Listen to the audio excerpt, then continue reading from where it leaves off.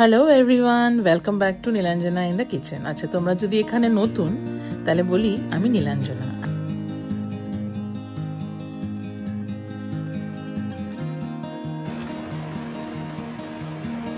আজকে তোমাদের সঙ্গে একটা ভেজ লাঞ্চ রুটিন শেয়ার করব।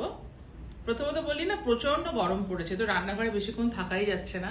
তো আমি একটা খুব সিম্পল সারাদিন যা রান্না করছি তোমাদের সঙ্গে শেয়ার করব। আর গরমে সবসময় চেষ্টা করবে হালকা কিছু খেতে। আর এমন ভাবে আমি প্ল্যানটা করব যাতে মানে একটা আইটেম সেটা পরের দিনও ক্যারি ওভার করে, মানে ব্রেকফাস্টে বা অন্যভাবে সেটা ম্যানেজ করা যায়। চলো তোমাদেরকে সেটা দেখাবো। আজকে আজকে বানাবো হচ্ছে সাম্বার। তার জন্য আমার লাগবে হচ্ছে তুর ডাল। আজকে তো সোমবার, আর সত্যি কথা বলতে কি উইকেন্ডে তো একটু হেভি খাওয়া দাওয়া হয়, মানে হয় না কি, একটু মাংস, একটু রিচ রান্না। তো আজকে মানে সত্যি কথা বলতে কি মনে হচ্ছে কি একটু লাইট কিছু খাবো, একটু কমফর্ট ফুড। আর যেহেতু আজকে মানডে, বলে না মানডে ব্লুজ, আমার এনার্জি লেভেলও কিন্তু একদম জিরোতে। তাই খুব একটা তামঝাম কিছু করব না, মানে হালকার ওপরে কিছু রান্না করব। আর সেটাই তোমাদের সঙ্গে আজকে চলো শেয়ার করি। আর ডালের বদলে আজকে আমি বানাবো হচ্ছে সাম্বার। সাম্বারটা কেন বানাচ্ছি, কারণ আমার কালকে না ইডলি ব্রেকফাস্ট, মানে টিফিনে একটু ইডলি বানানোর ইচ্ছে আছে। তো আজকে সাম্বারটা বানিয়ে রাখবো, কালকে যাতে ওটা ব্রেকফাস্টে হয়ে যায়।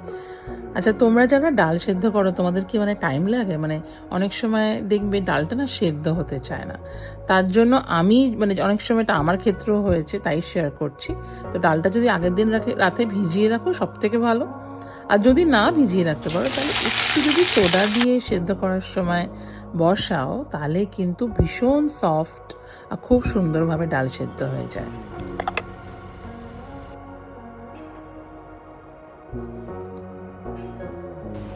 সাম্বারে বিশেষ কিছু একটা সবজি আমি আজকে দেবো না। কুমড়ো আছে, কুমড়োটাই কেটে কেটে দিয়ে দেবো। আর যেরকম নর্মাল ফোড়ন, আর লাস্টে দেবো একটু গুড় আর তেঁতুল আর সাম্বার মশলা।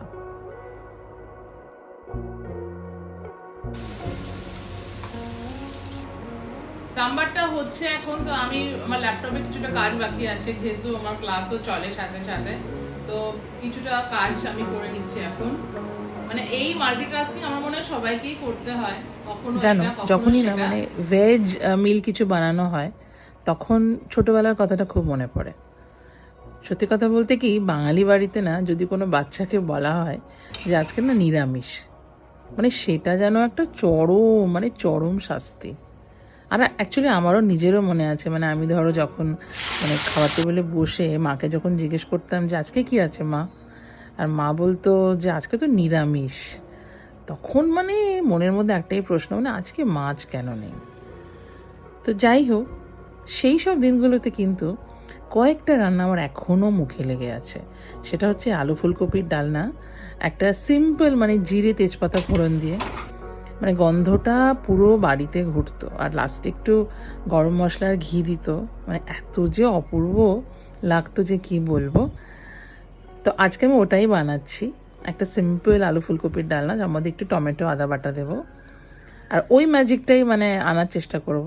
অবশ্য সত্যি মায়ের হাতের রান্না তো আর সেরকম হবে না, তাও যতটা কাছাকাছি আসা যায়।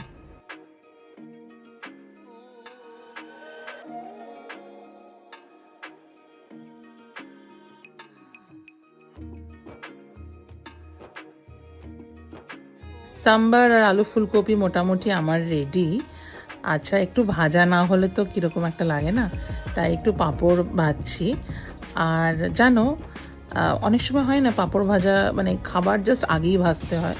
তো আমি কি করি না, পাঁপড়টা ভেজে একটা স্টিলের এয়ারটাইট কৌটোয় রেখে দিই। তাতে কিন্তু পাঁপড়টা অনেকক্ষণ মানে খুব কুড়মুড়ে থাকে। মানে এই নয় কি সবসময় তোমার খাবার আগেই ভাজতে হবে। তাই দেখবে যখন খাচ্ছ পাঁপড়টা কিন্তু একদম ক্রিস্প আছে, মানে 1 ঘন্টা পরে খেলেও সেটা হবে। নেক্সট টাইম কিন্তু নিশ্চয়ই এটা ট্রাই করবে, আর আমাকে জানিও যে কীরকম এটা তোমাদের কাজে দিল।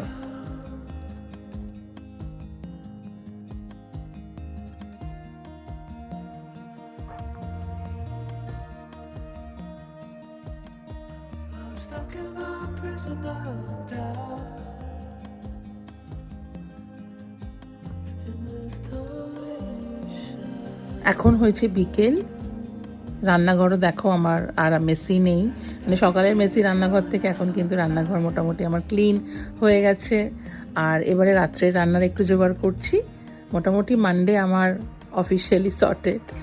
এবার একটু রুটি করব, আটা মাখা আছে, আর রাত্রের জন্য বানাচ্ছি আলু বরবটি ভাজা। তো আজকে সোমবারের গল্প এটাই ছিল। এবারে আমি একটু খাওয়া দাওয়ার পরে রিল্যাক্স করব, টিভি দেখব। আর তোমাদের কীরকম লাগলো অবশ্যই জানিও। Thank you for stepping into my kitchen today. আর যদি ভালো লাগে ভিডিওটা তাহলে কিন্তু একটা লাইক, সাবস্ক্রাইব করে দিও, আর জানিও যে এরকম ধরনের মেনু তোমরাও বানাও কিনা। থ্যাংক ইউ ফর ওয়াচিং, আর সবাই খুব খুব ভালো থেকো।